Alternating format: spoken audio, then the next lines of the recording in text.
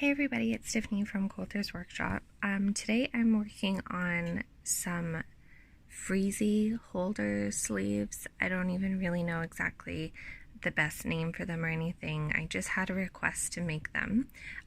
So I made about 3 or 4 of them to try to determine the best method to make them and to get the size right, because if you know me, I don't have any kids, so I don't have any freezies in my house or yogurt tubes or anything like that to kind of play with the size. So I was just guessing based off of things that I read online, and it turned out that none of the suggestions that I read online were the right size at all, like not even close.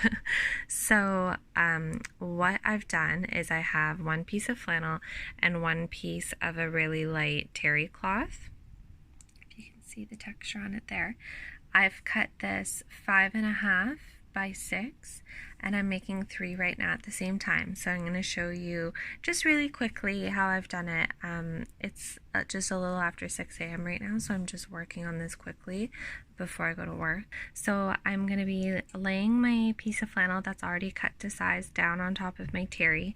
I left it a little bit bigger all the way around so that I can trim it afterwards, just because the stuff does stretch and get a little bit distorted. So you're going to sew across the top. So this is really facing upwards right now because these are my two main focus foxes. So 5.5 is my width and 6 is my length. So you're going to choose whatever end you want to be the top of the little cozy, and you're going to sew right across there with the edge of your pressure foot on the edge of the top of the line, and it's going to look just like this. This one's already done. So if you can see, there's my stitching all the way across the top there, and then I've trimmed it so that now the terry is perfectly the 5.5 by 6. Okay, so now you're going to fold it in half widthwise and pin it just along this edge here. The most important part at this point is just making sure that your seams line up there. So when you go to fold it like this, you want to make sure that the edges of your material here are not offset. Like if you see what I mean in here, when you turn it, you don't want your colored side to be higher or lower than the other side, if that makes sense. So just really make sure you take your time and pin this so that they're perfectly on top of each other like that, and then you're going to sew down that side with a 1/4 inch seam allowance. Okay, so now that you have it stitched across that long edge, now you're going to turn it. So it doesn't really matter which end you start turning it through, but you're going to reach inside and turn the whole thing. And then you're going to end up pinning the bottom of it like this. You're going to grab one of the short ends and push this through. And you're going to want to stop where you start seeing the terry cloth. So don't really turn the whole thing through, because then you're just going to have to push the terry cloth back inside of it, because we want that to be the lining anyway. So here where I start to see the terry cloth, you're just going to work this, making sure that the edge is relatively flat, and so it's all even in there, see? So you'll do that, and then for the bottoms down here, you're just going to want to make sure that your lining didn't get twisted.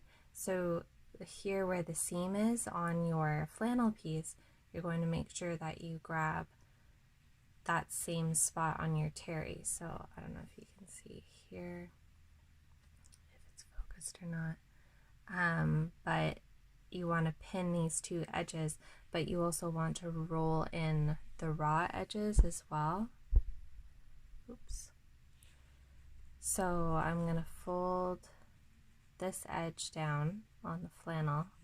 Find it easier to sort of do one side and then grab the other. And then once you fold down the flannel side, you're going to go over to this terry cloth side where the seam was and also fold that down, then match them up like this. And then you're going to put a pin in that. And I've been pinning vertically just because it's such a small little area that if you pinned horizontally, you would run out of space pretty quick. Now for the rest of this, see, the terry cloth might want to sort of stretch out and get a little bit distorted, so you're just going to try to work this in as easy as you can. Now, to be honest, this is the worst part, but then after this you're done. So okay, so then once you're done pinning it, it'll look like this. So I've got 3 of these guys done in the same spot, and now you're going to hand stitch this opening closed all the way around with a blind stitch. Okay, so I'm just going around hand stitching the top of this now, and sorry, my dog. And I realized that I should show a little bit of what I'm doing before I forget. So you're gonna go down onto the terry fabric, and then, oh, you can't see, and then twist your needle like this to come up and through the flannel. If you search a video on a blind stitch, I think I might have a separate video on my channel, I can't remember. But basically you just want to do tiny stitches like close together because you want it to be strong. And so close together, small, pretty tight, and try to make them invisible. So see, when I pull this straight through, it hides in there. Can I go? Anyhow, you're gonna go just all the way around the top. And I really like doing this method versus some of the other methods that I was trying, because this actually guarantees that all your seams are hidden. So I've already finished my other ones here, but I like that they're lined. I like that there's no raw edges at all, so they'll wear a lot better and they'll wash a lot better as well. But I suppose if you really wanted to, you could leave them like open instead of making them into a tube and use some velcro or some snaps. But I feel like from how I've played around with these that this is the easiest way to make like the best quality, if that makes sense. I really don't like when there's raw seams on anything, so for me it needed to be lined properly. It needed to have no raw edges, and adding the velcro and the snaps and all that other jazz would just take much longer. And then when you're finished, you're going to make yourself a little knot at the end. Do a couple of extra stitches on top, always. And then just cut off your threads. Ooh. And yeah, I also like that it has open bottom, because I saw some tutorials for some that had a closed bottom, so you would like insert the Freezie or the yogurt tube, but then you wouldn't be able to slide it up. Do you know what I mean?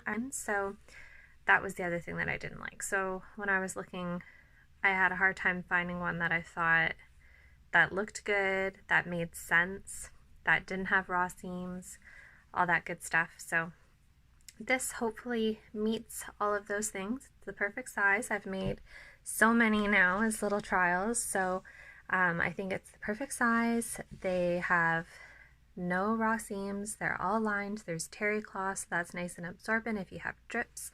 They're thick enough that your little babies, well, not babies, but you know, your babies, your kids' hands won't get cold if they're holding Freezies, and they have an open bottom so they can slide them up and down. So if you have any questions about them, you can send me an email to quilters.workshop@gmail.com, and you can also find all of my social media links listed in the box below as well. So I look forward to helping you out and answering your questions if you have any, and thank you so much for watching.